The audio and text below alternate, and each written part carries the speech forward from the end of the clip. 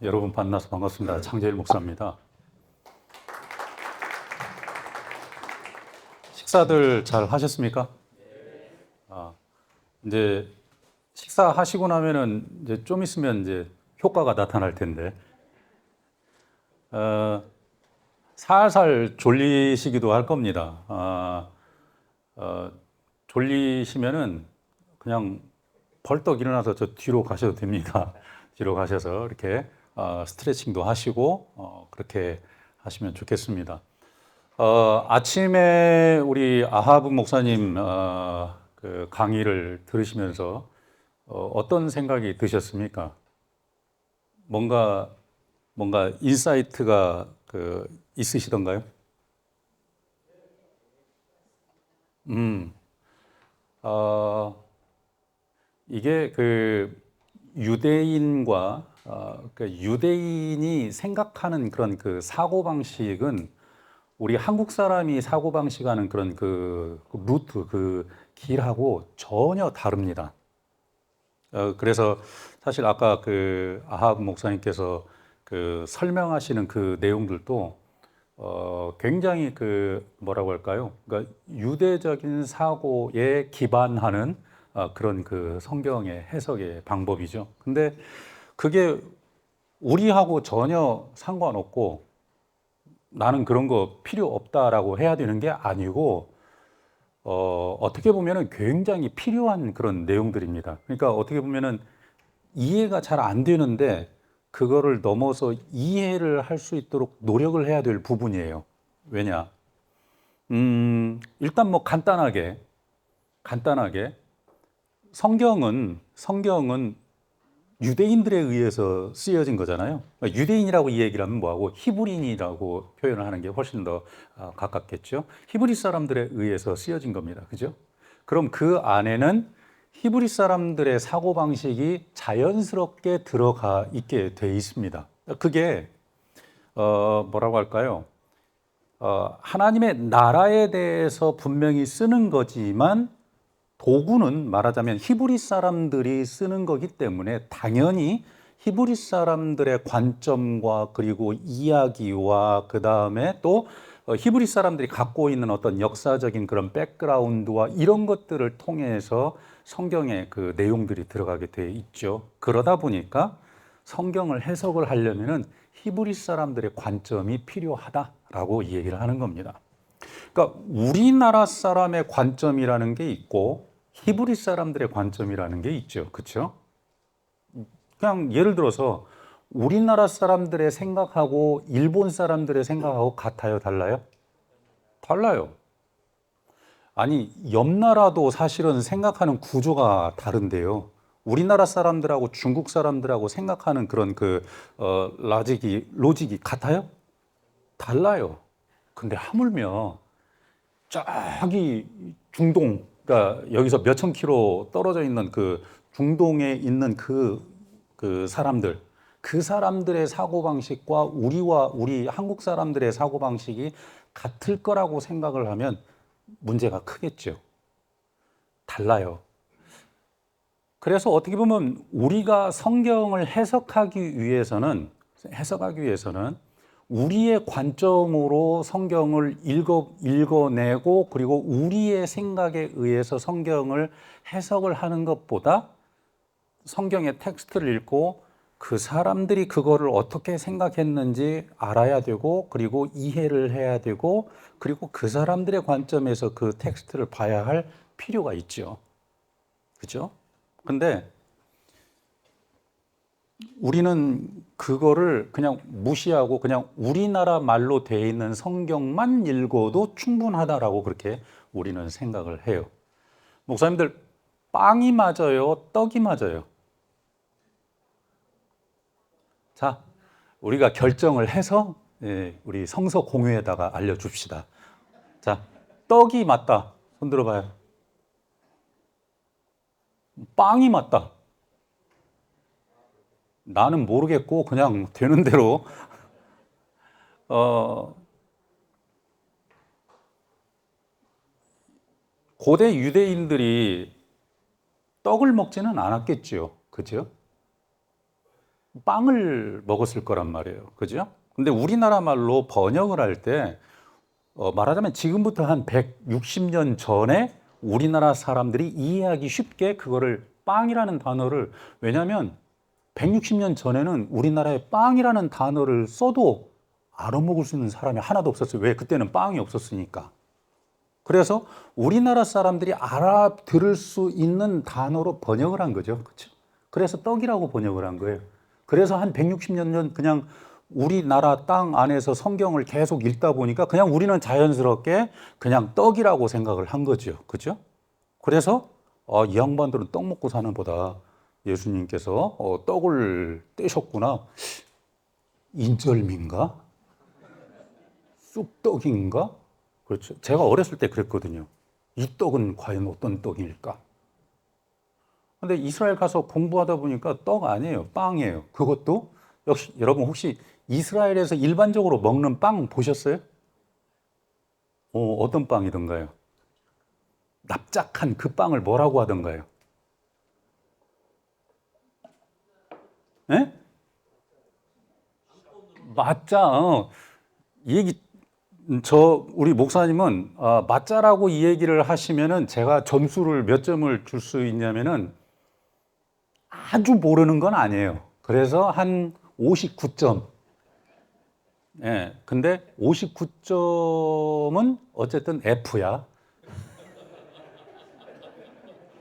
F. 왜? 알긴 아는데 아니야. 여러분, 이스라엘에서 먹는 빵이 있고요. 그럼 그 빵이 2000년 전에 먹었던 그 빵하고 똑같은 빵일까요? 그거는 또 아닐 것 같죠. 근데 또 사실은 이렇게 이야기하면 61점. 알긴 아는데 제가 왜 이런 얘기를 하냐면요. 목사님들 우슬초 보셨어요? 봤다 손 들어봐요. 우슬초 어디에서 보셨어요? 우슬초를 어디에서 보셨어요? 에? 어? 어디에서? 구글에서. 야, 굉장히 그 시원한 대답이긴 한데, 제가 이 얘기하고 싶은 거는, 그렇죠. 봤냐라는 거는 보고, 만져보고, 이해를 했냐라는 거죠. 혹시 여기에서, 오케이. 나도 구글에서 봤다. 구글에서 보신 분, 우슬초. 안 봤어요? 봤어요? 우슬초가 우리나라에 있는 그 우슬초가 아니라는 거는 다 알죠? 이렇게 물어보면 또 마지못해서 그냥, 네, 대답하실 수 있는데, 근데 달라요. 성경에 나오는 우슬초가 우리가 알고 있는, 우리나라에 있는 우슬초하고는 전혀 다른 식물이죠. 우리나라 성경에 있는 살구나무는 우리가 알고 있는 그 살구나무가 아니에요. 성경에. 전혀 다른 나무예요. 그죠? 우리가 또 잘 알고 있는 것처럼 누가복음에 나오는 뽕나무. 뽕나무 그거는 어떤 나무예요? 돌? 여기서도 헷갈려. 돌 감람나무라고. 그거는 저기 로마서 쪽에 가면 나오고 돌 무화과나무라고 요즘에 바꿔서 나오잖아요. 그죠? 근데 돌 무화과나무 보셨어요? 그렇지. 여리고 가서 봤어요. 그쵸? 그 나무 형체가 이렇게 그려지긴 하죠. 근데 어떤 나무인지 정확하게 모르겠죠. 오케이. 이게 뭐냐면은 사실 성경은 텍스트가 중요한 게 아니고요. 어떻게 보면 텍스트도 중요하죠. 근데 텍스트 안에 있는 그런 여러 가지, 심지어는 아침에 우리 아하브 목사님이 말씀하셨던 그런 개념들, 그러니까 어떤 그 히브리적인 개념에서부터 시작해서 금방 제가 이 얘기를 했었던 그 땅에 있는 그런 식물이나 아니면은 지형이나 이런 것들조차도 사실 우리 머릿속에 제대로 세팅이 잘 되어 있질 않아요.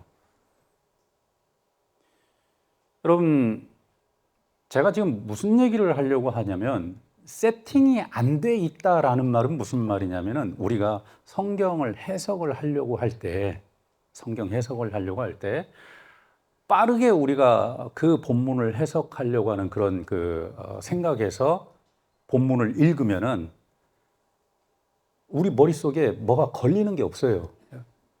단어로 쭉 이렇게 가다 보니까 이게 걸리는 게 없어. 그래서 이제 본문을 좀 잘 알고 싶으면 그때부터 이제 뒤지는 게 주석 뒤지죠.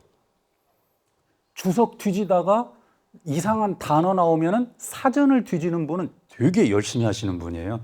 사전도 뒤지고 주석도 뒤지고 그래서 이 양반은 이런 얘기하고 저 양반은 저런 얘기하고 그래서 다 긁어가지고 그래서 이제 또 자기만의 어떤 그런 뭐랄까요 그 설교 본문을 만들어내죠. 근데 결과적으로는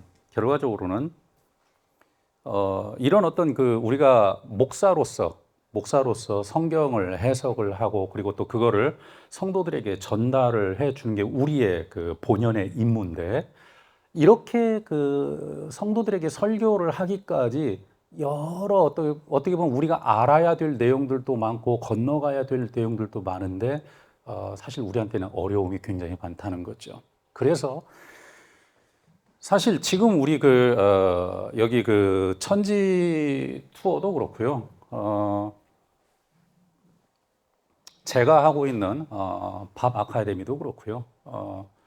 어떻게 보면 천지 투어가 굉장히 잘 하고 있는 것 중에 하나가 단순하게 성지 순례를 가는 게 아니고 성지 순례를 가면서 거기에서 뭐랄까 좋은 학습적인 그런 것들을 열심히 해보려고 하는 그런 어떤 일반 성지 순례 여행사들과는 좀 더 다른 그런 안목을 갖고 있는 그런 곳이죠. 그리고 혹시 목사님들 밥 아카데미라고 들어보셨어요? 저 누군지 잘 모르죠. 모르는 게 그게 좋습니다. 밥 아카데미라고 하는 거는 백그라운드 오브 바이블이라고 해서 성경의 배경을 연구를 하고 그래서 그거를 목사님들에게 빠르게 쉐어를 하고 나눌 수 있도록 하는 그런 일을 하는 그런 곳이기도 하고요. 제가 이제 그런 것들을 이제 목사님들하고 함께 얘기를 하는데요. 전혀 필요가 없다? 글쎄요. 한번 같이 이 얘기를 나눠보시면서 제가 오늘 목사님들하고 함께 이 얘기를 나눠보고 싶은 거는 뭐냐면, 우리가 사실은 목회자이면서 성경을 해석을 해야 되는 그런 뭐랄까, 날마다 성경을 보고 그거를 해석을 하고 설교를 만들어내야 되는 우리 입장에서 그거를 어떻게 하면 2000년 전, 3000년 전 사람들이 쓰던 사람들의 그 관점과 그 사람의 관점들을 조금이라도 이렇게 가깝게 해석을 하고 볼 수 있을까 하는 어떤 그런 것들을 지금 한번 같이 이렇게 쉐어를 한번 해보려고 합니다. 그리고 저는요, 제가 여기 서 있는 거는 목사님들한테 뭐랄까요, 목사님들과 함께 이런 어떤 관점들을 같이 쉐어하는 동역자로 서 있는 거고요. 제가 목사님들을 가르치는 막 대단한 뭐 어떤 학식이 막 있어도 막 물론 박사까지 하긴 했지만 제가 볼 때 제가 그렇게 막 아주 탁월하다라고 생각은 안 하거든요. 저의 지금 여기 서 있는 입장은 목사님들과 함께 있던 이런 히브리적 관점이나 그리고 성경을 해석하는 어떤 그런 구조들에 좀 같이 도움을 드리고 도움을 받고자 하는 그런 의도로 섰으니까요. 같이 한번 보시면서 이해를 했으면 좋겠습니다. 목사님들 우리가 성경을 해석할 때 먼저 구조가 있어요. 구조. 일단 신약 성경에 나오는 이야기들, 신약 성경에 나오는 그런 단어들이나 개념들이나 이런 것들이 구약 성경하고는 전혀 상관없이 신약 시대 때의 예수님에 의해서 완전히 새롭게 생겨났다. 그러면 우리는 신약 성경을 읽고 그리고 신약의 관점만 생각을 하고 거기서 해석을 하면 돼요. 그리고 또 예수님께서 말씀하시는 그런 단어들의 관점이나 의미나 이런 것들이 헬라어에서 왔다. 그러면 우리는 신약 성경을 읽고 사전은 뭐를 찾아보면 돼요? 헬라어 사전을 찾아보면 돼요. 그죠? 근데 여러분, 예수님께서 말씀하시는 그 하나님의 나라나 하나님의 나라의 개념이나 또는 그 안에 들어있는 그런 단어들이나 이런 것들이 예수님께서 만들어내시고 아니면은 헬라어에서 채용을 해서 가져오시고 한 것일까요? 혹시 그렇게 생각하세요? 아니면 이미 구약 성경에 있었고 구약 성경에 있었던 그런 그 개념들을 원래 존재했었던 그 개념들을 다시 그 뜻을 명확하게 하는 것일까요? 그렇죠. 후자예요. 후자. 그러면 우리가 신약 성경을 읽으면서도 그 원래적인 의미를 찾으려고 하려면은 헬라어 성경을 보고 헬라어 사전을 봐야 되는 게 아니라 어디를 봐야 되는 거예요? 그렇죠. 구약 성경에 어디에서 그런 이야기들이 나왔는지 그거를 먼저 찾아봐야 돼요. 그리고 구약 성경에 나와 있는 그 단어의 의미나 이런 것들을 찾아볼 필요가 있어요. 물론 헬라어 성경도 봐야 되겠죠. 그죠? 그래서 그 뿌리를, 그러니까 우리가 신약 성경에서 어떤 개념을 우리가 딱 봤을 때 이게 그 뿌리가 어디냐라고 보려면은 어디로 가야 되냐면은 사실은 구약 성경에서 그거를 찾아야 돼요. 그래서 거기를 찾아가지고 그 의미가 뭔지 찾고 그리고 난 다음에 다시 와서 예수님이 지금 말씀하시는 그 환경과 상황에 대입을 해서 그 이야기를 해석을 해야 되겠죠. 목사님들 한번 여기 마태복음 5장 5절에 온유한 자가 있네요. 온유한 자가 있어요. 그죠? 온유한 자. 자, 헬라어로는 프라우스라고 합니다. 그래서 헬라어 성경을 탁 뒤졌더니 뭐라고 나와요? 온유한 자는 어떤 사람을 온유한 자라고 그래요? 저희 너무 그렇게 경직돼서 앉아 계실 필요 없어요. 제가 목사님들하고 이 얘기를 하는 거예요. 자, 한번 생각 한번 해보세요. 어떤 사람을 온유한 자라고 그래요? 네? 오래 참는 자, 오케이. 또요? 마음이 비단결처럼 부드러운 사람. 또? 마음이 김복철 목사님처럼 부드러운 사람. 그 금방 했잖아요. 김복철 목사님을 안 들어가. 아, 그 비단결이라고 그랬고 김복철 목사님처럼 부드러운 사람. 그럼 그렇게 놓고 해석을 한번 해봅시다. 마음이 온유한 자는, 그러니까 비단결처럼 부드러운 마음을 가진 사람은 복이 있어요. 그래서 뭐를 받아요? 땅을 기업으로 받는데요. 그러면은 비단결처럼 고운 마음을 갖고 있으면은 뭐를 받아야 되는 거냐면 땅을 받아야 되는데 지금 목사님들 가운데 땅 한 300평씩 있으신 분들 계세요? 있어요. 마음이 부드러우신 분이네. 근데 그렇게 세팅을 그렇게 놓고 성경 본문을 해석하려고 하니까 뭔가 이상하죠.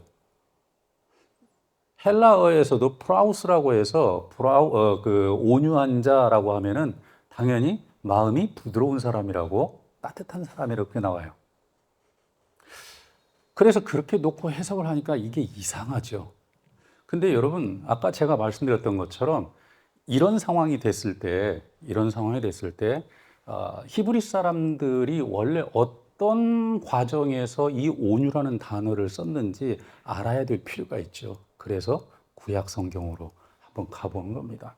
사실 예수님께서 이 말씀을 하신 거는 예수님께서 여기에서 당장 딱 머릿속에 생각나셔서 하신 말씀은 사실 아니에요. 왜? 이미 구약 성경에서 이 개념이 나와 있거든요. 사람들 시편 37편 아시죠? 시편 37편. 지금 바로 앞에 보이는 바로 이게 그 시편 37편에 있는 말씀인데 시편 37편에 가장 기본적으로 바로 이 온유한 자에 대한 그런 이야기가 나와요. 온유한 자를 뭐라고 했냐면은 시편 37편 1절부터 읽어보면 뭐라고 되어 있냐면은 어떤 나쁜 사람이 너한테서 무엇을 뺏어갔을 때 너는 어떻게 해야 되느냐? 분을 내지도 말고 노하지도 말고 그리고 나쁜 말을 입 밖에 내지도 말고 어떻게 하라고 하냐면요. 참고 기다리라고 하죠. 그죠? 그래서 시편 37편 7절부터 보시면 7절에서 9절 말씀 보면 여호와 앞에 잠잠하고 참고 기다리라.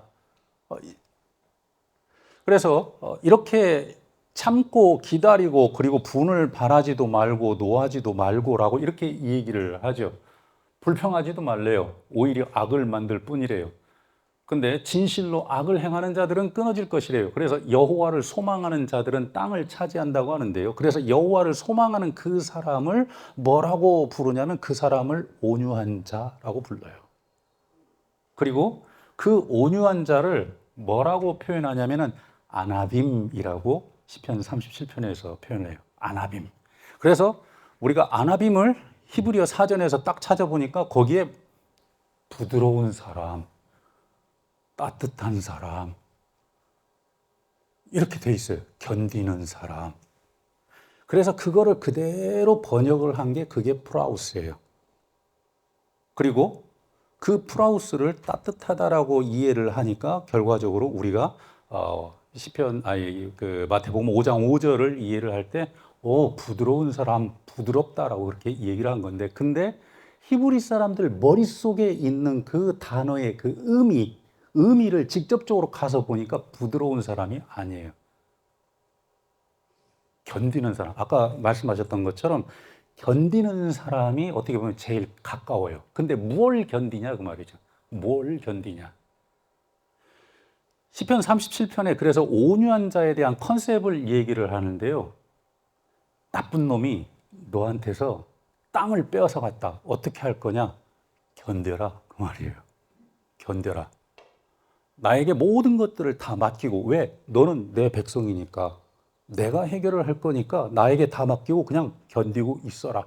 분을 내지도 말고 노를 내지도 말고 화를 내지도 말고 악한 말을 하지도 말고 그냥 견디고 가만히 있어라. 내가 할 거니까. 오케이. 이게 성경 말씀이에요. 이거를 잠깐 놓고 목사님들 혹시 누가 여러분한테서 뭘 뺏어갔어? 여러분한테서 여러분이 정말 중요하게 생각하는 거, 여러분의 일생을 걸어놓고 정말 중요하게 생각하는 그거를 여러분에게서 뺏어갔어요. 그럼 어떻게 대처하실래요? 말씀대로 어떻게 하실래요? 응? 이것도 금방 보여줬던 것처럼 견뎌야지. 그 견뎠어요. 하나님, 제가 견디겠습니다.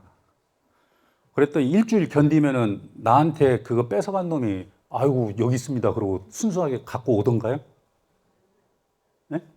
제가 자꾸 뺏어간 놈이라고 해서 죄송합니다.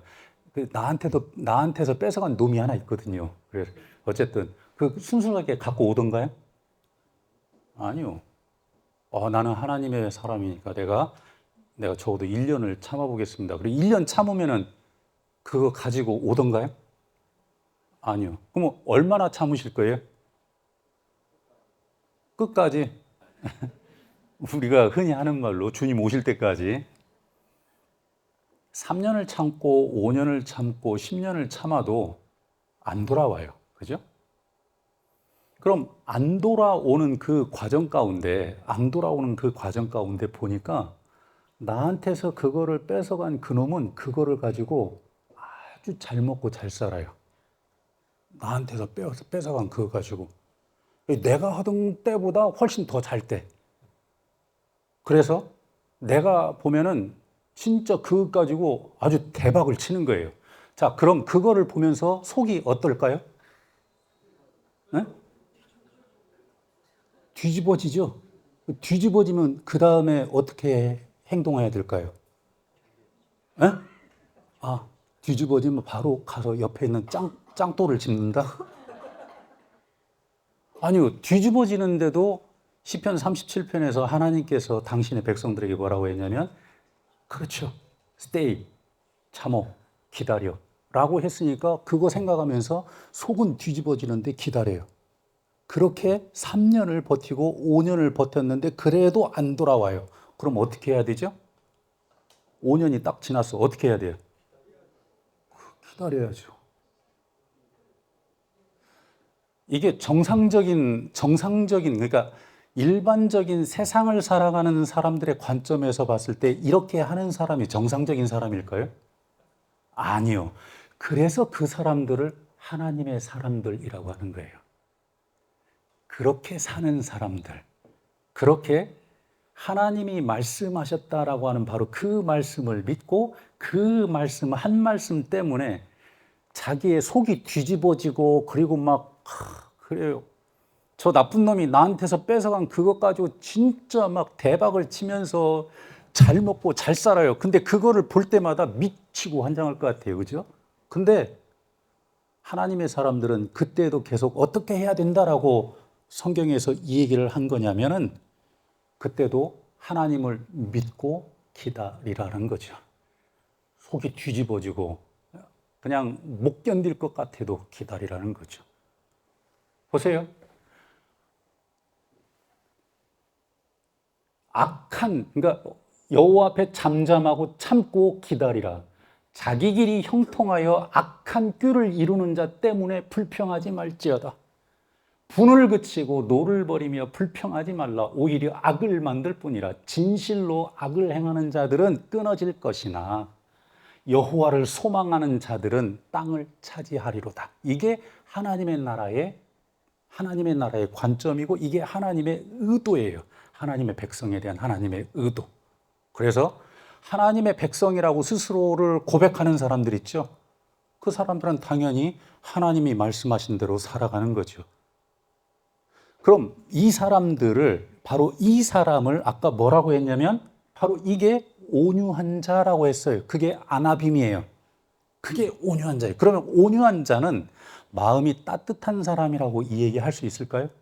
목사님들은 이 온유한 자를 뭐라고 표현할 수 있을 것 같으세요? 마음이 따뜻한 사람? 그렇죠. 그래서 저는 이 온유한 자, 아나빔이라는 단어를 어떻게 표현하냐면요. 고통받는 자. 또는 하나님을 전적으로 신뢰하는 자. 왜? 우리는 하나님의 사람이니까. 나는 스스로 하나님의 사람이라고 나 자신을 고백하니까. 그러면 나의 삶의 가장 기본이 되고 가장 기준이 되는 것은 뭐냐면은 하나님께서 말씀하신 바로 그 한마디죠. 하나님께서 하나님의 백성들한테 뭐라고 하냐면 내 백성은 혹시라도 나쁜 놈들한테 악한 자들에게 뭘 뺏겼다 그러면 너 스스로 뭔가를 하려고 하지 말고 나를 믿고 나를 신뢰하고 기다려라. 내가 할 테니까. 그래서 그 말 한마디 믿고 기다리는 거예요. 언제까지? 1년, 3년, 5년, 10년, 15년 기다리는데 그 기다리는 어간에 그 사람의 속은 어떻게 되냐면요. 뒤집어지는 거죠. 뒤집어지고, 그리고 괴롭고, 힘들고, 못 견딜 것 같고, 그러죠. 근데 끝끝내 참고 이를 악물고, 저 하나님의 말씀 한마디 보고 끝까지 참고, 하나님의 백성으로서 그거를 참고 기다리죠. 그래서 온유한 자를 뭐라고 표현해야 되는 거냐면요. 따뜻한 사람이 아니라 하나님을 신뢰하는 자. 전폭적으로 신뢰하는 자. 하나님의 말씀 한 말씀을 믿고 전폭적으로 신뢰하고 기다리는 자. 그게 온유한 자죠. 오케이. 그러면 이거 한번 다시 마태복음 5장 5절 말씀.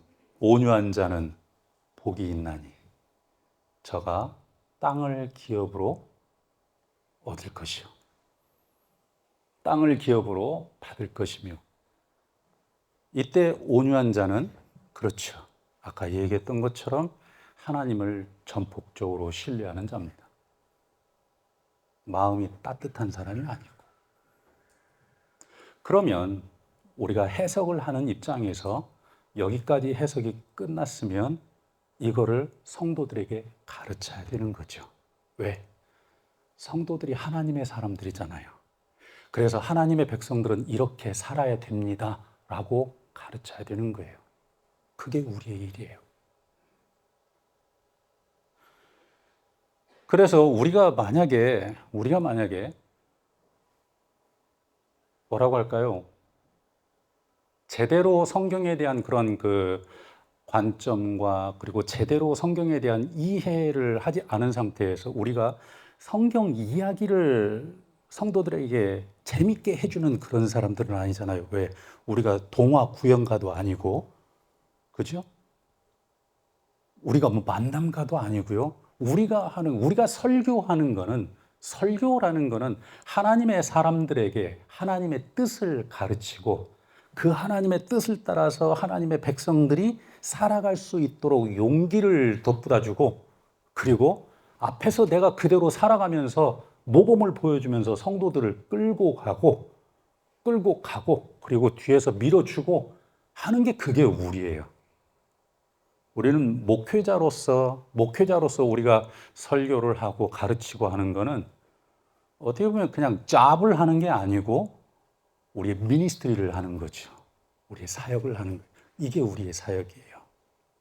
하나님의 뜻을 드러내고 하나님의 나라를 드러내는 것.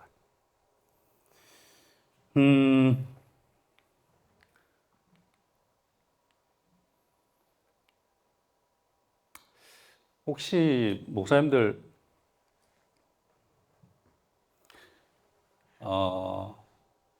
뭐 혹시 지금 뭐 뺏겨 보시거나 한 그런 경험 있으세요? 없으면 좋은 거고요. 없으면 좋은 거야. 혹시 있다고 하면 한번 하나님의 방법으로 살아갈 수 있도록 성도들도 그렇게 가르쳐 보고 그렇게 한번 해봅시다. 왜? 아까도 얘기를 했지만은 진실로 악을 행하는 자들은 끊어질 것이나 하나님을 소망하는 자들은 땅을 차지하리로다. 그래요. 그러니까 하나님의 사람으로서, 하나님의 종으로서 하나님을 소망한다는 게 뭐냐? 실제적으로 살아봐야 될 거 아니에요. 그죠? 저 실제적으로 사는 거예요. 말씀을 따라서. 그렇죠? 오케이. 목사님들, 우리가 하나님의 나라가 뭐냐라고 이렇게 얘기를 하는데, 뭐 그거를 하나님의 나라를 아주 복잡하게 막 창세기에서부터 막 그 성경에 있는 그런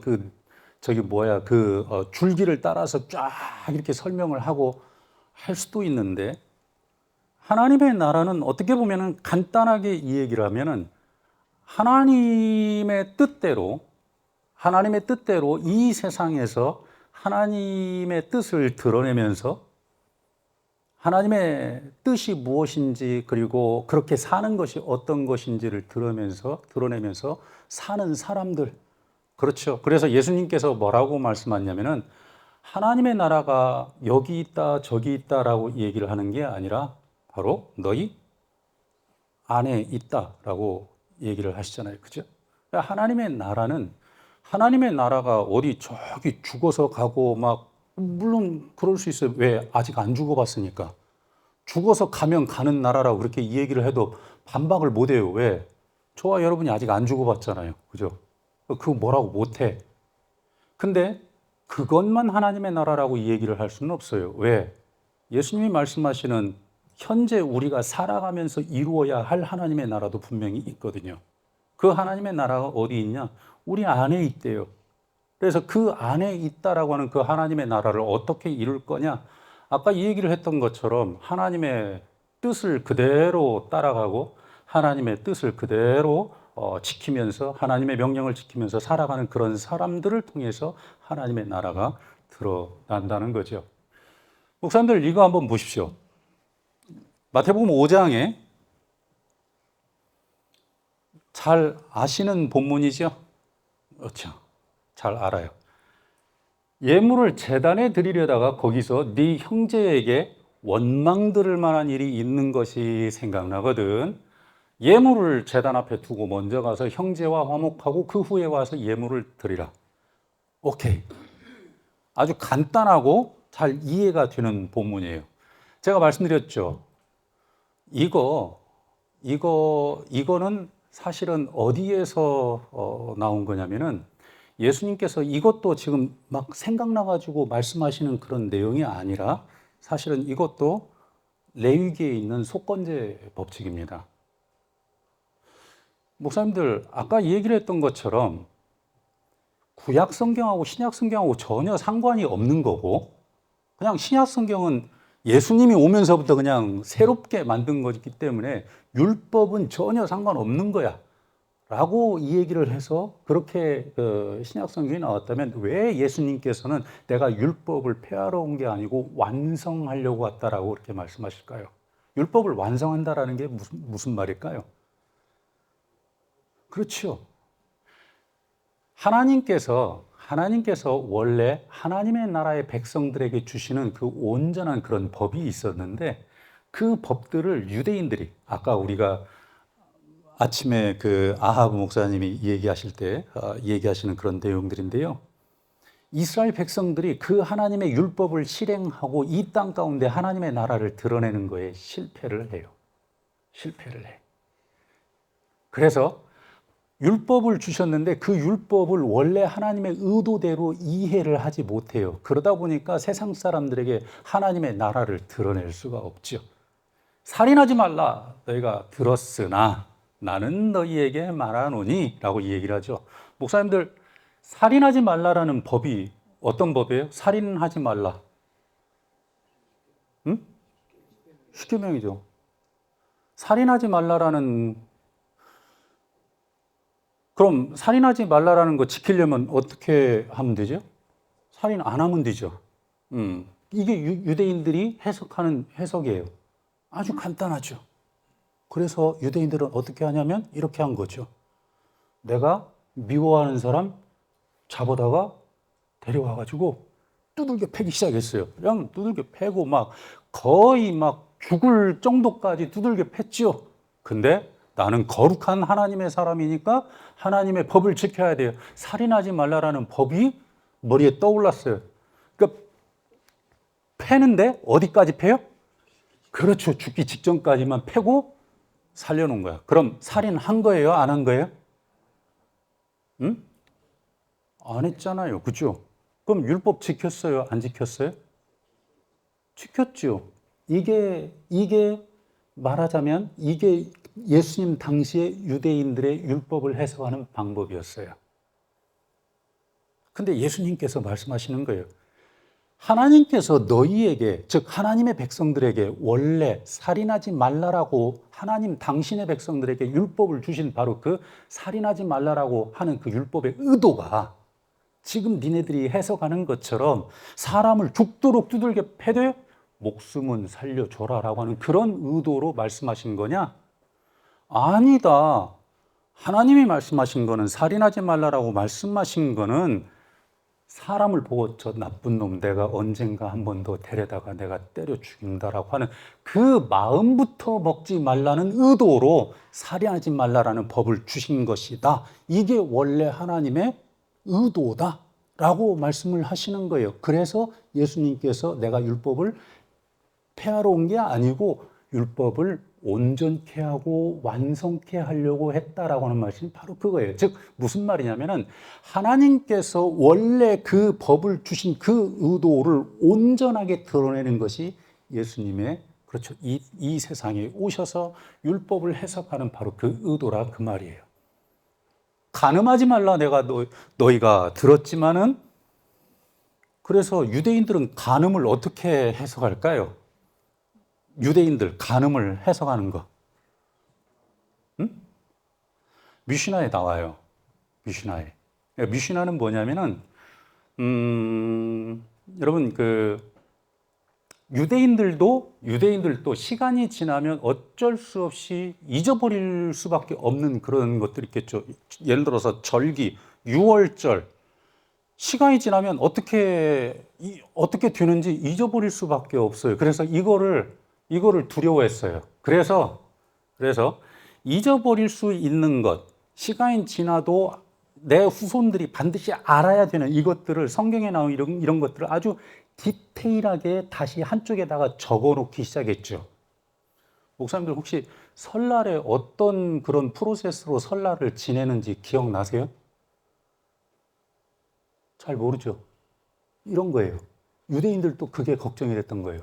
바벨론 포로로 잡혀가고, 그리고 포로 이후 아까 탈굼 온켈로스 이 얘기했잖아요.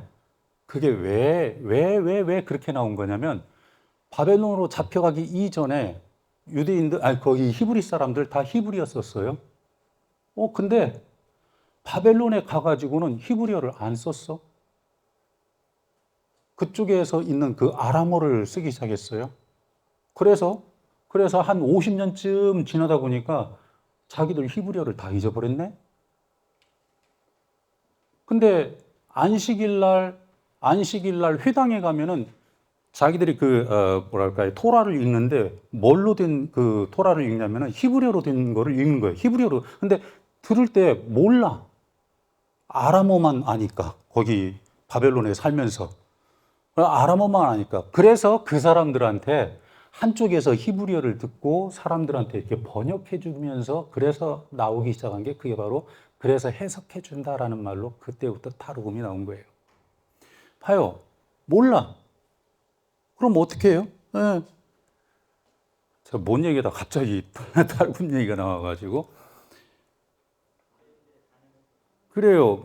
간음하지 말라라는 그거를 유대인들은 어떻게 해석을 했냐면 이렇게 해석했대요. 뮤시나에서 여자를 자기가 뭔가 이렇게 좀 마음이 있고 흑심이 있는 그런 상황에서 여자를 잡아와요. 잡아와가지고 여기는 뭐 전부 다 성인들만 계시니까 여자를 잡아와서 말하자면 강제로 성교를 해요. 해도 남자가 사정을 안 하면 간음한 게 아니에요. 그게 유대인들의 관점이에요. 그래서 간음하지 말라라고 너희가 들었지만은 여자를 보고 마음에 뭔가 마음을 품는다라고 하잖아요. 그죠?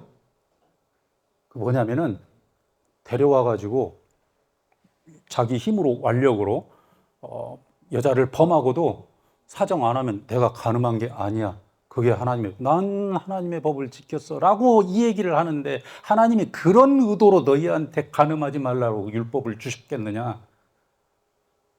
여자를 보고 그러니까 여자를 보고 마음에 뭔가 이렇게 품는다는 말이 뭐면 예쁘다라는 그런 생각을 하는 게 아니고요. 데려다 뭔가 하려고 하는 그 마음 품는 것 자체부터 아예 하나님의 사람들은 그렇게 사는 거 아니다.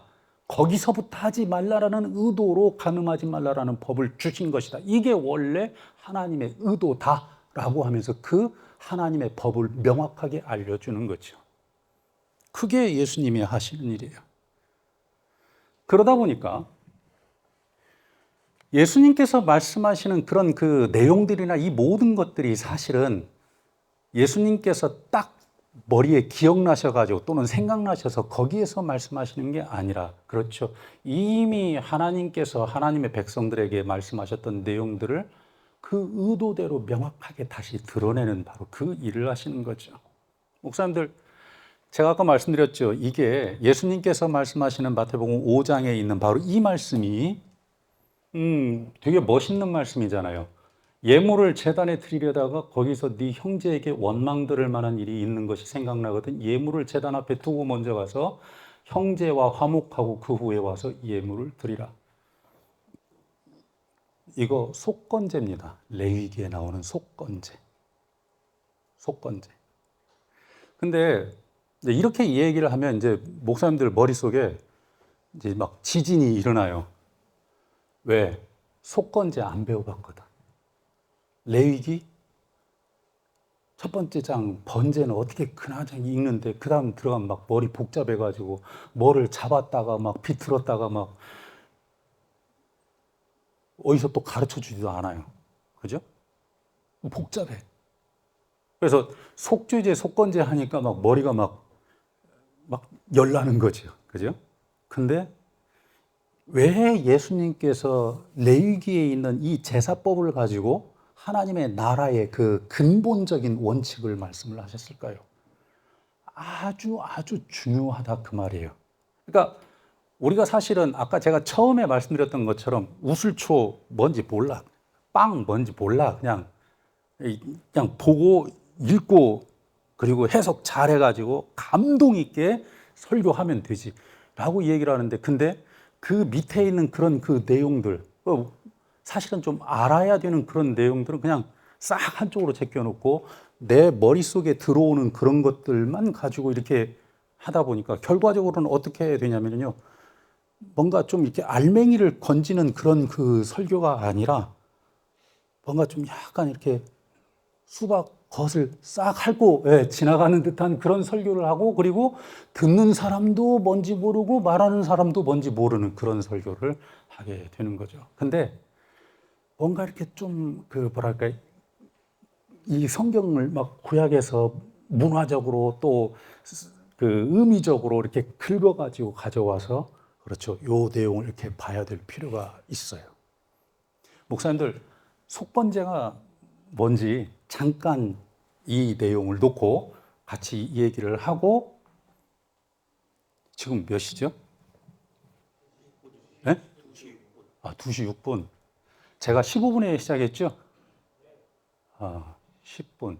지금 쉬었다가 계속 할까요? 아예 끝나고 쉴까요?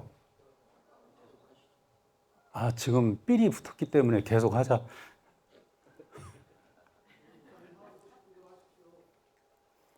그럼 저 물 한 모금만 먹고 계속 하겠습니다. 제가 아까 말씀드렸다시피 제가 목사님들하고 같이 이 얘기를 하는 거는, 아이고, 고맙습니다, 목사님.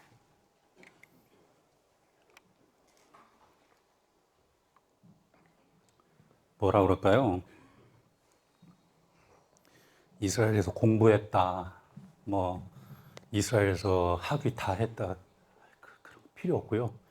목사님들하고 말 그대로 그러니까 동역자니까 같이 쉐어를 해야 된다는 그런 그 목적 하나밖에 없습니다. 그래서 목사님들이 필요한 거 있으면은 얼마든지 제가 도와드릴 거니까 뭐 언제라도 말씀을 하시고, 지금부터 뭐에 대해서 잠깐 알아야 이 본문을 해석을 하게 되냐면요, 속죄제, 속건제가 뭔지를 알아야 이 본문을 해석을 하게 되거든요. 제가 잠깐 말씀을 드릴게요. 목사님들, 그냥 3시까지 그냥 할게요. 괜찮겠어요? 네. 여러분, 레위기의 제사법에서는요, 크게 2개로 제사의 제사를 나눠요. 일반적으로 우리가 흔히 얘기하는 대로 자원제라고 하는 게 있어요. 자원제라는 거는 뭐냐면 말 그대로 자기가 원해서 가져오는 거죠. 그래서 히브리어로는 뭐라고 하냐면 네다바라고 얘기를 해요. 네다바에서 뭐가 있냐면은 자기가 원해서 가져오는 건데, 번제가 있고 화목제가 있고 감사제가 있어요. 3개. 근데 자원제가 있는가 하면은 의무제라는 게 또 있어요. 근데 그거는 뭐냐면은 우리가 의무제 그러면은 머릿속에 딱 떠오르는 느낌이 뭐냐면 의무적으로 가져와야 된다라고 하는데, 그게 아니고 어떻게 보면은 원인에 따른 결과로서 가져와야 된다라고 하는 거예요. 그러니까 죄를 지었기 때문에 반드시 가져와야 되는 것이라는 의미예요. 그래서 그 의무제를 히브리어로는 호바라고 얘기를 하고, 그 안에는 뭐가 있냐면 속죄제하고 속건제가 있어요. 속죄제, 속건제. 즉 하나님께서 하나님의 백성들에게 법을 주셨을 거 아니에요. 내 백성은 이렇게 살아야 된다라고 하는 그 법을 주셨는데 그 법을 어겼을 때 그때 죄를 지었다라고 얘기를 하는 거고 그 죄를 지은 거에 따라서 어떤 죄는 속죄죄가 될 거고 어떤 죄를 어긴 거에 대해서는 속건죄가 될 거예요. 근데 목사님들 한번 여기서 우리가 조금 더 하나님의 나라를 이해하는 관점에서 죄를 짓는다라고 하는 그런 그 시점을 한번 생각을 한번 해봐요. 죄를 지을 때, 내가 지금 죄를 지을 것 같은데 그러면서 지었어요. 그러면 이게 죄를 범한 걸까요? 이게? 그러니까 성경에서 이 얘기하고 있는 죄라는 개념이 지금 어떤 것인지 우리가 얘기를 하는 거예요. 성경에서 이 얘기하는 죄라는 개념. 그래서 하나님께 내가 죄를 지었습니다. 내 죄를 용서해 주십시오. 그러면서 재물을 갖고 가서 용서를 받는다라고 하는 그 죄가 지금 제가 이 얘기를 하는 것처럼 죄를 내가 짓는 거, 그러니까 라인이 딱 있는데, 내가 이렇게 가면은 죄 지을 것 같은데, 그러면서, 이 죄 지어버렸네. 그러면서 죄를 지었어요. 그러면 이게 성경에서 이 얘기하는 하나님께 재물을 갖고 가서 용서를 받을 수 있는 죄일까요? 아닐까요? 이거를 흔히 우리나라의 교회들에서 뭐라고 얘기를 하면 자범죄라고 얘기를 하죠. 자범죄는 성경의 죄에 들어갈까요? 안 들까요? 둘 중에 하나잖아요. 간다, 아니다. 아니에요. 자범죄는요, 성경에 없어요. 내가 죄를 지을 것 같은데, 이게 넘어가면 죄라는 걸 알아. 근데 알고도 넘어가는 거는 그건 죄가 아니에요. 이스라엘 총회에서 끊어진다고 해서 그거는 일반적인 관용어인데 총회에서 끊어진다는 말은 죽는다는 말이에요. 그건 죄가 아니에요. 그냥 죽는 거예요. 왜 그럴까요? 아까 얘기했던 것처럼 내가 하나님의 법, 이게 넘어가지 말라고 하는 거를 아는데 넘어간다 하면서 넘어간 건 뭐냐면 궁극적으로 하나님께서 넘어가지 말라고 한 거를 무시한 거예요. 궁극적으로 누구를 무시한 거예요? 하나님을 무시한 거예요. 그런 사람은 하나님의 백성이 아니에요. 그래서 이스라엘 총회에서 끊어진다라고 되어 있어요. 그럼 성경에서 이 얘기하는 죄라는 건 뭘까요? 하나님께서 주신 율법이라고 하는 하나님께서 주신 그 법이라는 그 테두리를 이를 악물고 그 테두리 안에서 사는 거예요. 내가 하나님의 사람으로서 하나님께서 내게 명령하신 그 법과 그리고 그 명령대로 그 안에서 사는 거. 이를 악물고 그렇게 사는 거예요. 근데 살다가 어느 시점에 갑자기 머릿속에 탁 떠오르는 거야. 내가 넘어갔다 왔네? 라고 하는 그 순간이, 그러니까 지금이 아니라 과거에, 이틀 전에, 아니, 5분 전에, 아니, 1년 전에라도 과거에 넘어갔다 온 것이 머리에 떠오르는 거예요. 그래서 레위기에서는 속죄제, 속건제를 얘기를 할 때 그때 항상 등장하는 단어가 있어요. 부지중에. 즉 하나님의 사람들은 죄를 알고 짓는 사람들이 아니고요. 이를 악물고 하나님의 법 안에서 사는 사람들이죠. 근데 그렇게 정말 처절하게 살다가도 어느 시점에 자기도 모르는 사이에 하나님의 법을 넘어갔다 오는 바로 그런 경우가 생겼을 때 그때 죄를 지었다라고 얘기를 하는 거예요. 그래서 부지 중에 죄를 지었다라고 하는 거예요. 이게 죄예요. 두 번째. 그럼 죄를 지었는데 어떤 거는 속죄죄가 되고 어떤 거는 속건죄가 되느냐? 속죄죄는 뭐냐면요. 하나님께서 주신 그런 모든 율법들을 다 놓고 봤을 때 하나님께만 용서받으면 되는 그런 죄들이 있고 그런 부분들이 있고 하나님께 용서를 받아야 되면서 동시에 사람에게도 용서를 받아야 될 부분들이 있는 죄가 있어요. 예를 들어서 안식일을 기억하여 거룩히 지키라고 그랬는데 내가 정말 열심히 하나님의 법을 따라서 열심히 하나님의 그 안식의 그 법에 들어가서 하나님께서 공급하시는 그걸로 내가 살아갑니다라면서 정말 이를 악물고 살았는데 갑자기 어느 순간에 생각해 보니까 안식일 법을 어겼어요. 그러면 안식일 법을 어겼다라고 할 때 죄를 지었어. 그러면 이때의 죄는 누구한테만 용서받으면 되는 거예요? 하나님께만 용서받으면 되는 거예요. 그럼 이거는 어느 죄에 해당이 돼요?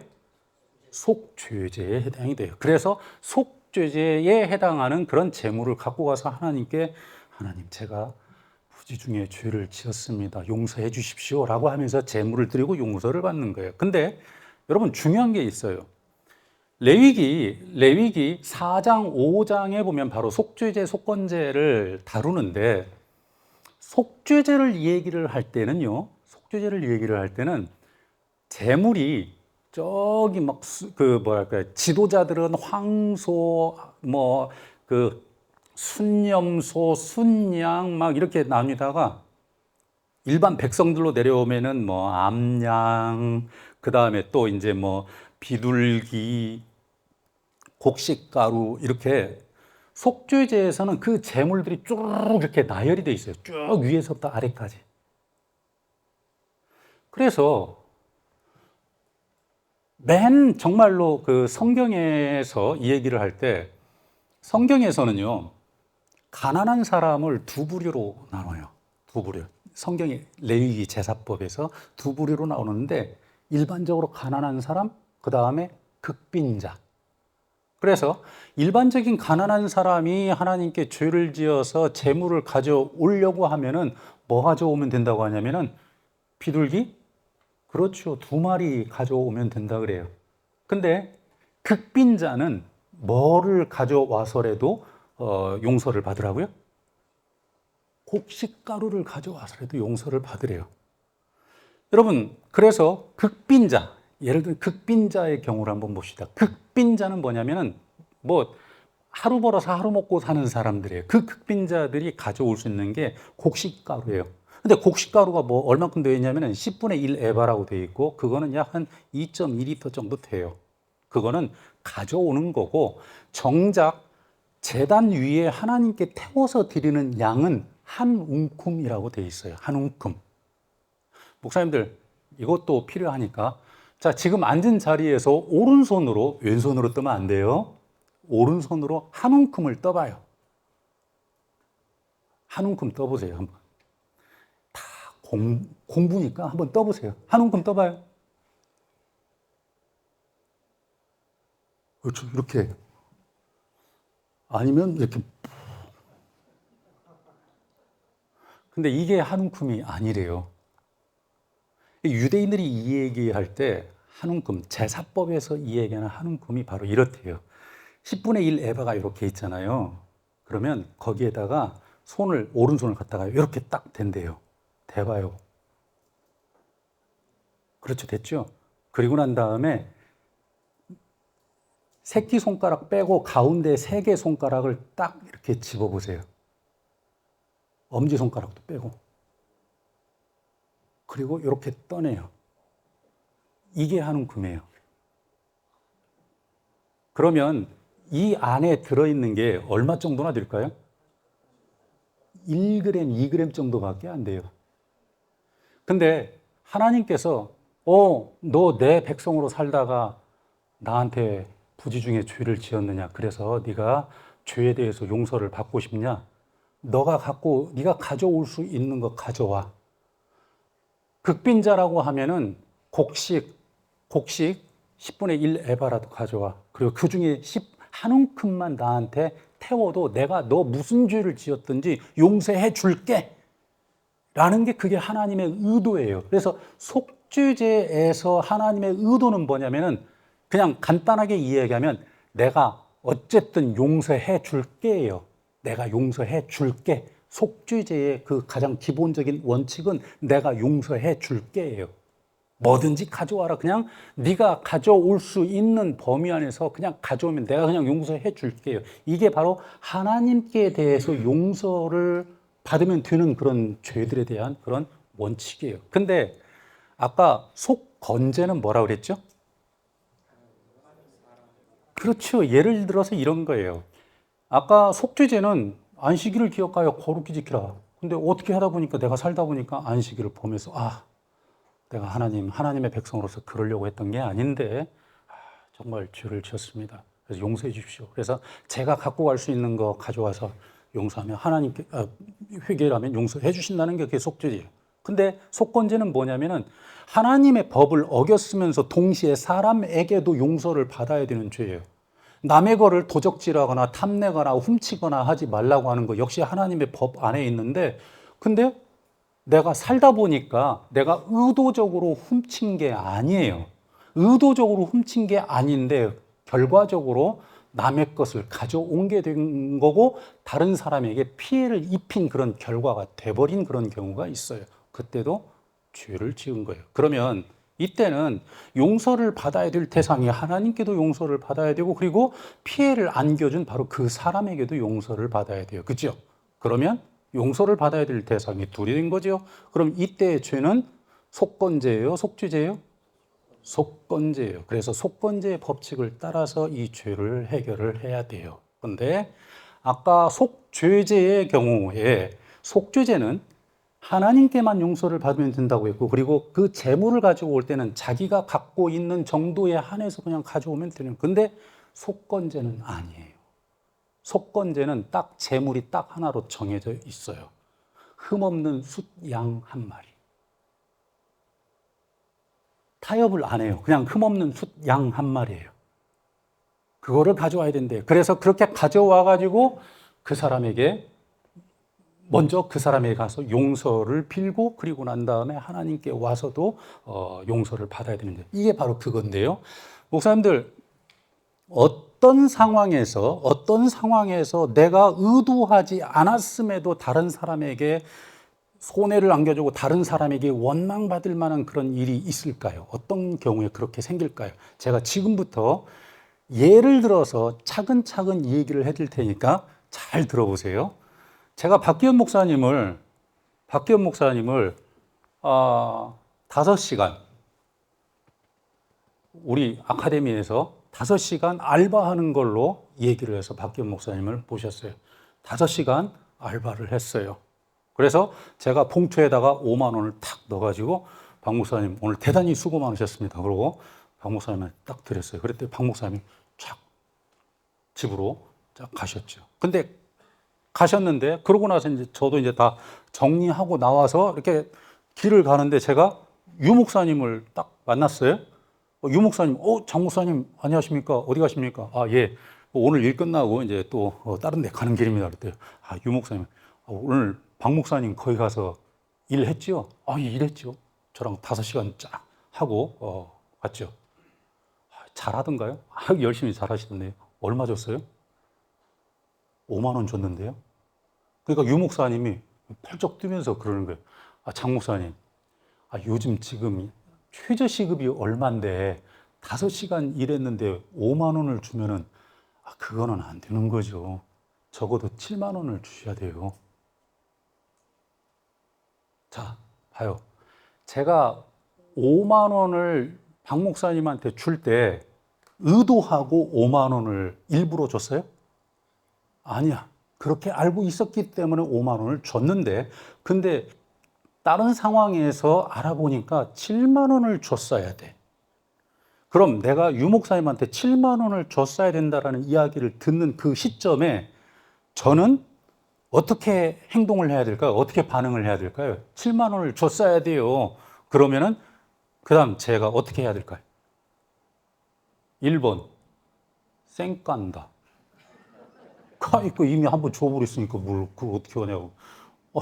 그냥 내 다음에 일할 때 그때는 줘도 지금은 뭐 한번 줘버렸는데 어떻게 해. 이게 1번.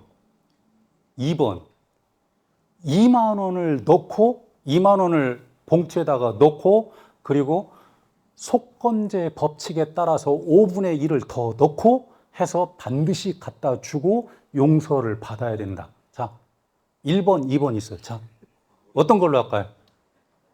네? 자, 눈 감고 나 1번이다. 손 들어봐요. 눈 감고 나 1번. 눈 번쩍 뜨고 나 2번. 손 들어봐요. 오케이.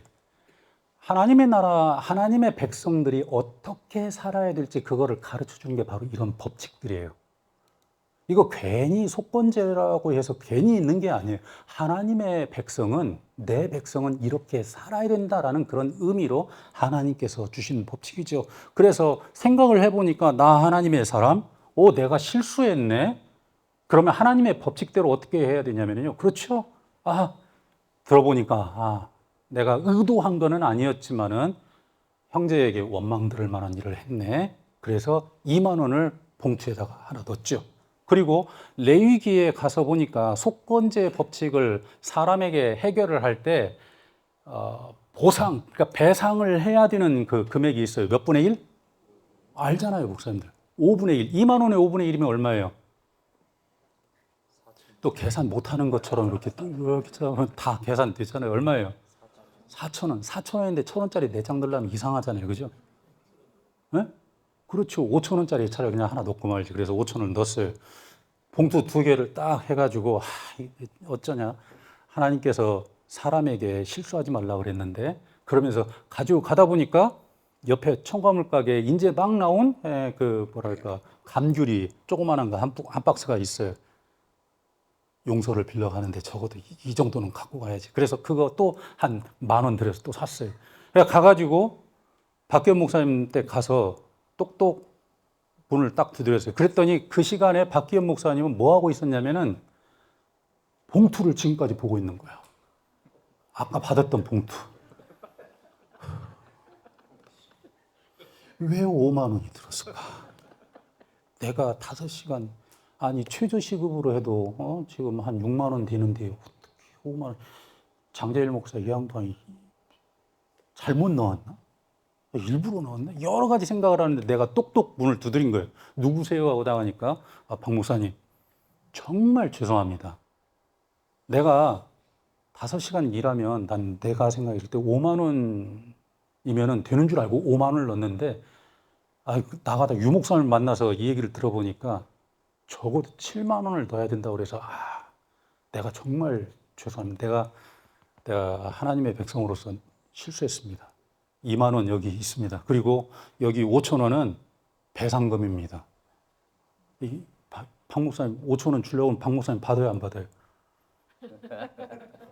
안 받는다고 막 극구해도 그래도 받으시라고. 그리고 또 귤 한 박스 주면서 박 목사님 진짜 죄송합니다. 내가 의도하고 그런 게 아닙니다. 절대로 다시는 이렇게 피해 안겨드리지 않도록 그렇게 하겠습니다. 그래서 용서를 받고 배상도 하고 그리고 왔어요. 그러면 끝날까요? 안 끝나요. 그 다음에 누구한테 용서를 받아야 돼, 이제? 하나님께 용서를 받아야 돼. 그래서 하나님께 용서 받으려면 하나님께 갈 때 하나님께 갖고 가야 되는 재물을 가지고 가야 되는데 그때의 재물은 속죄제의 재물과 같다고요? 다르다고요?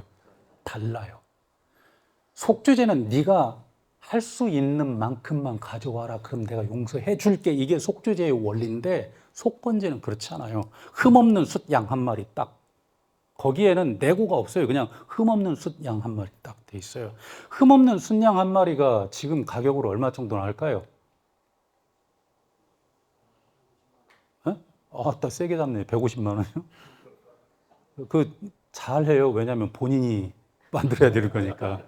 얼마? 한 80만 원 정도 돼요, 지금. 80만 원 정도. 근데 내가 지금 돈이 있어요, 없어요? 없어요. 근데 80만 원짜리 흠없는 숫양 한 마리 만들어야 돼. 그럼 어떻게 해야 돼요?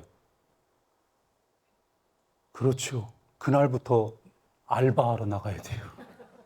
내가 알바를 며칠을 해야 돼요? 박 목사님은 나한테 와가지고 알바 5시간 했는데요. 박 목사님한테 돈 2만 원 잘못 줘가지고 알바 며칠 해야 돼요? 열을 해야 돼요, 열을.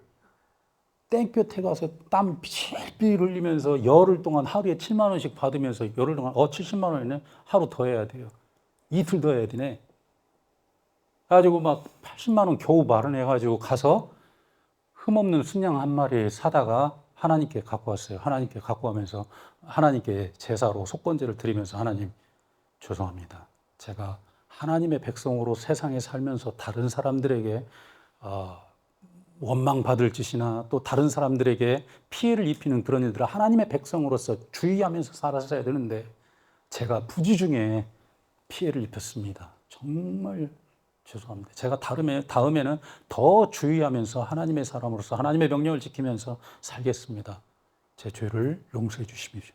그러면서 흠없는 순양 한 마리를 드렸어요. 다 끝났어. 자, 이제 여기까지 했는데 그 다음이 문제겠죠. 순양 한 마리 드려서 그래서 이제 속건제가 다 끝났어요. 박 목사님한테 용서를 받는 것도 받았고 하나님께 흠없는 순양 한 마리 드려서 용서를 받는 것도 받아서 그래서 속건제가 여기서 딱 끝났어. 근데 문제는 그 다음 날 또 내가 우리 집에서 또 5시간 박 목사님을 불러서 일을 해야 될 알박거리가 또 생긴 거야. 또 생겼어.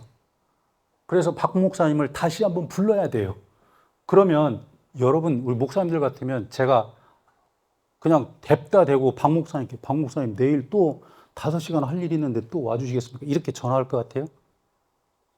목사님들 같으면 어떻게 하실래요? 머리가 조금 이렇게 돌아가면은 바로 이렇게 안 하겠죠. 박 목사님한테 먼저 전화를 하는 게 아니라 누구한테 먼저 전화할 것 같아요? 네? 저 보고 있죠, 지금?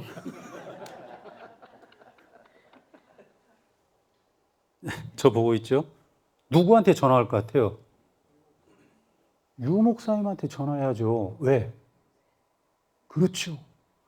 내가 박 목사님한테 5만 원 주고 그리고 그것 때문에 가다가 속건제 법칙으로 열흘 동안 일찍 일하고 막 2만 원 그것도 띄어먹은 것도 아니고 다시 갖다 주고 갖다 5천 원 더 갖다 주고 그리고 저 뭐야 귤도 한 박스도 갖다 주고 했던 그 모든 원흉이 누구예요? 모든 일의 시작이 누구야? 내 잘못이요? 그렇죠. 거기서부터 시작했죠. 목사님이 그냥 5만 원만 주면 돼요. 이 정도 했으면은 상관이 없는데 여기서 7만 원 줘야 돼요. 그러는 바람에 내가 실수했구나. 그래가지고 근데 다음에 또 박 목사님한테 또 일을 시켜야 되는데 딱 불러서 7만 원을 이렇게 딱 줬는데 유 목사님 만나 이제는 8만 원 줘야 되는데요. 이래버리면 골치 아프잖아. 그죠? 그래서 맨 처음에 유 목사님한테 전화를 할 거예요. 유 목사님 제가 내일 박 목사님하고 다시 5시간 일을 해야 되는데 요즘은 얼마 줘야 될 것 같아요? 5만 원만. 이런. 지난번엔 7만 원이라도 이제는 5만 원만 줘도 돼요. 그러면 안 되죠. 얼마 줘야 될까요? 8만 원. 예. 8만 원. 알겠습니다. 목사님, 김종호 목사님.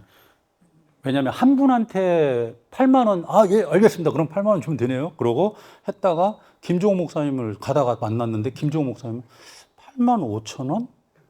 이래버리면 또 골치 아프니까 몇 명한테 더 물어봐야죠. 김종호 목사님은 5시간 일하면 얼마 정도 줘야 될 것 같아요, 목사님?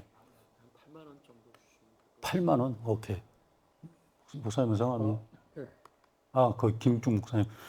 김육중 목사님은 제가 박 목사님 모셔서 5시간 일하려고 하는데 얼마 주면 될 것 같아요?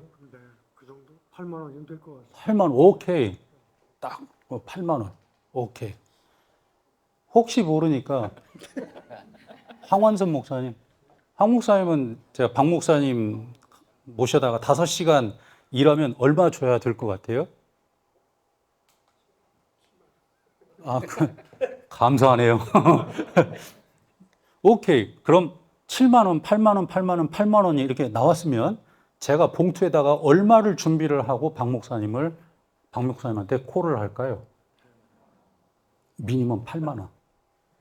여기서 7만 원 그래버리면 복잡해요. 왜? 7만 원 넣었다가 이 세 양반들 가운데 하나라도 만나면 그때는 10,000원 안 넣은 것 때문에 또 열흘 동안 가서 또 알바해야 돼요. 차라리 10,000원 더 넣는 게 그게 나아요, 그게. 오케이. 8만 원 딱 준비를 해놓고, 그리고 목사님께 전화를, 박 목사님 내일 5시간 일해야 됩니다. 좀 와주시겠습니까? 그래서 박 목사님 오셨어요. 열심히 5시간 일했어요. 그래서 박 목사님께 봉투 딱 드리고, 이번에는 또 귤은 지난번에 줬으니까, 예? 딸기가 나나요, 지금? 아무튼 귀한 딸기 또 한 박스 해가지고 일 끝나고 난 다음에 목사님께 딱 드리고 딸기 한 박스 드리면서 목사님 정말 고맙습니다. 오늘 또 대단히 수고 많으셨습니다. 그러고 일 끝냈어요. 박 목사님이 가면서 또 이렇게 딱 가면서 또 그러겠죠. 이렇게 할 때 여기에 얼마 들어있을 거라고 박 목사님은 예상을 할까요? 7만 원. 왜? 7만 원. 네. 지난번에 7만 원 받았으니까 어쨌든 결과적으로 7만 원 들어있을 거라고 생각을 했는데 얼마가 들어있어요? 8만 원. 그럼 뭐라고 생각할까요? 오, 예. 그럴까요? 이게 10,000원짜리 하나가 더 들었네? 이거, 목사님 이거 세시다가 실수하셨나? 전화를 해보겠죠. 장 목사님, 여기 7만 원 들어있어야 되는데 8만 원 들어있네요. 제가 뭐라고 할 거냐면, 목사님 그거 제가 잘못 넣은 게 아니고요. 8만 원 드린 거 맞습니다. 목사님이 고생하신 거에 대한 제 성의고, 절대로, 부담 안 가셔도 됩니다. 그리고, 함께 드린 그 딸기 잘, 사모님이랑 애들이랑 맛있게 드시고 늘 건강하십시오. 전화 끊었어요. 박 목사님이 저를 어떻게 생각할까요?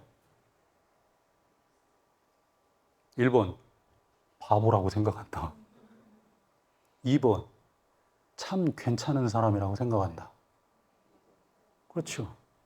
이게 하나님께서 하나님의 백성들이 이 세상에서 살아갈 때 견지하라고 하는 그 하나님의 백성의 법칙이에요. 그래서 예수님께서 저거를 마태복음 5장에서 말씀하시는 거예요. 보세요. 그러므로 예물을 제단에 드리려다가, 이거는 하나님의 백성들이 하는 거예요.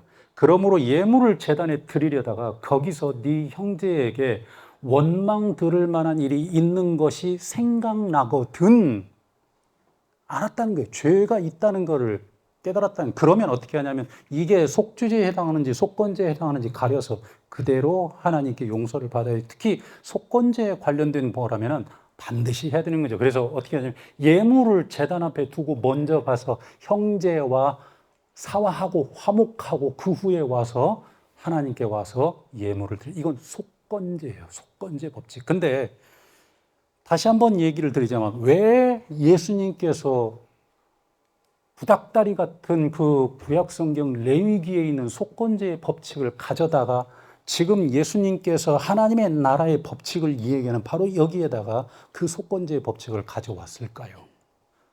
예수님이 말씀하시는 하나님의 나라는 예수님이 갑자기 만들어내는 게 아니고요. 원래 하나님께서 하나님의 백성들에게 말씀하셨던 그 안에 이미 하나님의 나라가 다 들어있어요. 근데 다만 바리새인들, 사두개인들, 유대인들이 그거를 잘못 해석하고 딴 데로 하나님의 말씀과 하나님의 율법을 그렇죠. 곡해를 해서 다른 것처럼 해석을 하는. 그래서 예수님께서는 어떤 분이시냐면요. 그게 아니고 하나님께서 말씀하셨던 이것은 원래 이런 의미다. 원래 하나님께서는 하나님 당신의 백성들에게 이런 것들을 원하셨다라면서 하나님의 율법과 하나님의 명령을 다시 명확하게 말씀을 해주시는 바로 그것이 지금 바로 여기 예수님께서 말씀하시는 하나님의 나라예요. 우리가 그래서 그렇다면 우리가 성도들을 가르칠 때 성도들에게 우리가 전달을 해야 되는 것은 뭘까요? 그러니까 아까 처음에도 제가 말씀드렸지만 우리가 성도들에게 전달해야 되는 것이 성경의 이야기라고 하면은 그냥 단순하게 내러티브고 재밌는 얘기하고 그리고 막 설교하면서 막 그러니까 뭔가 포커스가 없어요. 포커스도 없고 하나님의 나라에 대한 그런 안목도 없고 관점도 없고 그리고 성도들에게 하나님의 백성으로서 어떻게 살라라고 하는 어떤 교훈도 없고 아무것도 없어. 근데 설교하러 올라가면 만담을 해요. 만담. 재밌고 막 개그하고 막 그리고 설교가 끝나. nothing, 아무것도 없어요. 근데 그거를 하나님께서 우리에게 하라고 강단에다가 세워놓는 게 아니라 우리를 강단에다가 세우시는 이유는 간단하잖아요. 우리는 하나님의 종들이고 그리고 우리가 가르치는 대상들은 하나님의 사람들이에요. 그래서 우리가 하나님의 뜻을 이해를 하고 하나님의 뜻을 알고 그리고 그 뜻에 맞게 그렇죠. 성도들에게 잘 가르치고 이해할 수 있도록 그렇게 설명을 잘 해서 그래서 하나님의 사람들, 하나님의 백성들이 하나님의 뜻대로 살아갈 수 있도록 만드는 게 그게 우리가 해야 되는 일이죠. 근데 그거를 위해서는 뭐 저런 거 다 몰라도 돼라고 할 수는 없다는 거예요. 알아야 될 거는 알아야 될 필요가 있어요.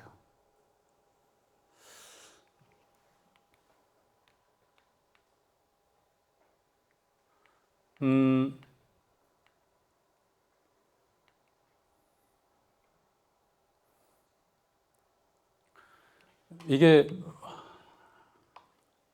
목사님들 지금 몇 시죠?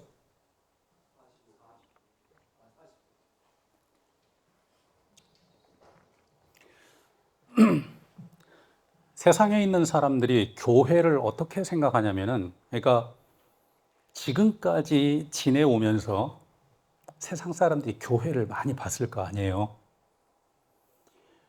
여기 밀양이라고 하는 영화에 세상 사람들이 교회를 보는 그 관점이 그대로 이렇게 녹아들어 있어요. 저 밀양 영화 우리가 잘 알잖아요. 저 전도연 어쨌든 조그마한 아들이 납치당해서 살해를 당합니다. 그리고 그 범인은 어쨌든 잡혀서 감옥에 가죠. 그 기억 때문에 이제 그 전도연이라고 하는 여자는 말 그대로 미친 듯이 살죠. 그러다가 어떻게 전도를 받아가지고 교회 가서 교회에 뭐랄까요. 그러니까 있기 위해서 이거를 요 아들이 죽었다는 그것도 살해를 당했다는 이 트라우마를 잊기 위해서 미친 듯이 교회 생활을 하죠. 몸이 부서져라고 하죠. 막 기도도 하고 부흥회도 막 참석하고 막 철야도 하고 막 그러. 근데 어느 순간에 하다 보니까 마음속에서 용서해야지 라는 생각이 든 거예요. 그래서 이 마음이 이제 드디어 이제 내가 이 트라우마에서 벗어나는구나. 그러고 용서를 해줘야지. 그래서 자기 아들을 죽인 살인범을 찾아가서 면회를 신청하죠. 면회를 신청하면서 내가 용서를 해야 되겠다. 굳은 마음으로 다 가서 앉아 있는데 이 살인범이 이놈이 나올 때 이놈이 저쪽에서 딱 나오는데 아주 편안하게 거룩한 표정을 지으면서 딱 나오는 거예요. 딱 나와가지고 앞에 딱 앉아가지고 저는 제 죄를 모두 다 용서받았습니다. 제가 여기 안에 들어와서 예수님을 만나고 하나님을 만나고 하나님께로부터 제 죄를 모두 다 용서받았습니다. 그 얘기를 듣고 전도연이 머리가 돌아버리죠. 아니 내가 너를 용서를 안 했는데 왜 하나님이 너를 용서해 주냐 그 말이에요. 이게 무슨 말이냐면은 세상 사람들이 교회를 볼 때 교회는요 늘 주변 사람들에게 잘못을 저지르고 피해를 안겨주고 그리고 나쁜 짓을 하고 그래도 사과를 하거나 용서를 빌거나 그러지 않아요. 근데 이 기독교인들은 사람한테 잘못했을 때는 사람한테는 용서를 안 빌고 꼭 어디로 가요? 교회로 가.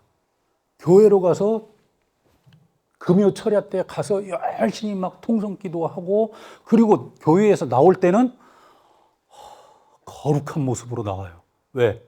용서받았대요. 그러고 나가서 또 피해 안겨주고 잘못하고 그리고 나쁜 짓 하고 할 거 다 해놓고 용서 안 빌어요. 또 어디로 가? 교회로 가요. 주일날 가가지고 여러분 지금은 참회의 시간입니다. 여러분이 알고 지은 죄, 모르고 지은 죄 여기서 다 고백하십시오. 하나님께서 여러분의 모든 죄를 다 용서해 주실 거예요. 하나님 제가 그 사람한테 그렇게 나쁜 용서해 주십시오. 그러고 예배 끝나고 나와서 또 나쁜 짓을 해요. 이게 바로 여기 안에 포함이 되어 있는 거예요. 즉 세상이 볼 때 교회, 기독교인들은 기독교인들은 자기들한테 죄를 짓고 자기들에게 원망받을 만한 그런 짓을 해놓고 나한테는 미안하다라고 한마디도 안 하고 나한테는 잘못했다라고 이 얘기를 안 하고 주근에 하나님한테 가가지고 잘못했다고 나한테 죄 지은 거를 거기 가서 용서받고 나온다는 그 말이에요. 근데 이게 기독교를 세상 사람들이 개독교라고 부르는 이유예요. 근데 성경에서 예수님께서 하나님께서 하나님의 백성들에게 가르친 거는 하나님의 백성들이 이 세상에서 살아갈 때 그렇게 살아야 된다라고 하는 가르친 것은 그런 게 없어요. 절대 그렇지 않아요. 하나님의 백성들은 하나님의 법 안에서 하나님의 뜻 안에서 이 세상 가운데 하나님의 나라가 드러날 수 있도록 그렇게 살기 위해서 이 세상에 보내어진 사람들이 그게 바로 하나님의 사람들이죠. 목사님들, 소금을 물에다가 집어넣는 사람의 의도는 뭐예요? 소금을 물에다가 집어넣는 사람의 의도. 응? 녹이려고 하는 게 의도예요. 그렇죠. 짠맛을 내려고. 등불을 켜서 등경 위에 두는 사람의 의도는 뭐예요? 밝게 하려고. 그러면 하나님의 사람들을 이 세상 가운데 집어넣는 하나님의 의도는 뭘까요? 바로 그 밑에 있어요. 그 밑에. 이같이 너희 빛이 사람 앞에 비치게 하여 그들로 너희 착한 행실을 보고 하늘에 계신 너희 아버지께 영광을 돌리게 하라. 이게 하나님의 의도예요. 이게 이 땅 가운데 하나님의 백성들, 하나님의 사람들, 이 세상에 하나님의 뜻대로 보내어진 바로 그 의도예요. 저와 여러분이 이 땅 가운데서 교회를 이루어가야 할 의도예요. 목적이에요. 이 땅 가운데서 하나님의 사람들을 하나님의 뜻대로 살게 하면서 그것을 세상에 있는 사람들이 보고 하늘에 계신 하나님께 영광을 돌릴 수 있도록 만들어가는 게 그게 저와 여러분이 해야 할 하나님의 종들, 하나님의 백성들이 이 땅에 들어온 바로 그 의도예요. 그거를 인지를 하지 않으면 우리는 어떤 사람들이 되는 거냐면요. 재밌게 하면은 설교 재밌게 하는 그냥 만담가가 되는 거고, 그냥 열심히 그냥 어떤 목적 없이 교회를 열심히 해서 100명에서 200명으로 만들면은 굉장히 능력 있는 목회자가 되는 거고요. 근데 어떻게 보면 이것보다도 훨씬 더 궁극적인 목적은 뭐냐면 나를 비롯해서 내가 가르치는 바로 이 성도들이 하나님의 뜻과 하나님의 명령 안에서 명확하게 하나님의 뜻을 이해하고 그 뜻 안에서 하나님께 영광을 돌리면서 살아가는 사람들로 살아갈 수 있도록 하나님의 공동체를 이루어가고 또 그 공동체를 통해서 하나님께 영광 돌리는 삶을 살아갈 수 있도록 하는 그런 존재들이 되어가는 게 그게 저와 여러분, 하나님의 목회자들, 또 우리 교회, 이 세상 가운데 하나님의 나라가 존재해야 되는 목적이라는 겁니다. 말씀드렸다시피 그래서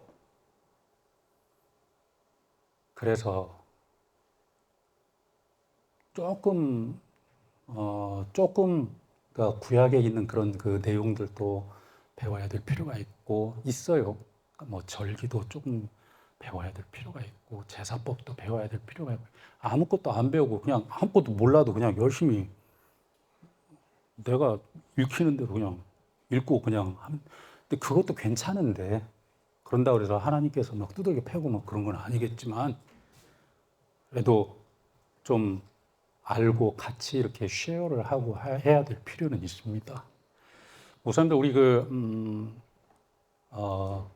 우리 천지 여행사가 다른 거는 뭐냐면요. 다른 그런 여행사들하고 다른 거는 뭐냐면 아마 목사님들께서 그 저기 천지 여행사 그 팸플릿이나 거기 안에 보면은 천지 여행사에서 이렇게 그 뭐랄까요, 여러분을 이렇게 데리고 현지에 가서 이렇게 해주시는 그런 인솔자나 또는 그 목사님들, 리더들이 적어도 현장에 대해서는 아주 박식한 사람들이에요. 그래서 다른 어떤 여행사들보다 훨씬 더 풍부하게 여러분을 잘 모시고 리드하고 이렇게 가서 현장에서 이렇게 잘 가르쳐 줄 수 있는 그런 천지 여행사입니다. 그래서 여러분이 믿고 맡기셔도 전혀 후회하거나 그러지 않을 겁니다. 사랑하는 우리 목사님들, 혹시 나중에 혹시 더 이렇게 뭔가 하실 얘기가 있으신 분들은 혹시 뭐 저는 밥 아카데미를 리드를 하고 있고요. 그래서 백그라운드 바이브라고 해서 성경의 그 배경에 대해서 공부를 하는 그런 일들을 하고 있는데, 혹시 뭐 저한테 연결을 하시고 싶으신 분들도 천지 사무실로 연락을 하시면 아마 저하고 연결이 되실 수 있을 겁니다. 그러니까 그렇게 연결하시고 또